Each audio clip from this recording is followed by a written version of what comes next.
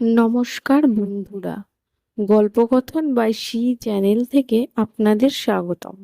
নিত্য নতুন ভিডিও পেতে এই চ্যানেলটিকে সাবস্ক্রাইব করুন এবং বেল আইকনটি ক্লিক করে রাখুন।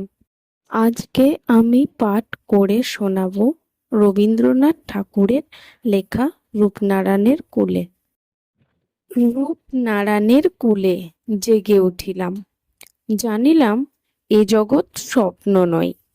রক্তের অক্ষরে দেখিলাম আপনার রূপ, চিনিলাম আপনারে আঘাতে আঘাতে বেদনায় বেদনায়। সত্য যে কঠিন, কঠিনেরে ভালোবাসিলাম, সে কখনো করে না বঞ্চনা।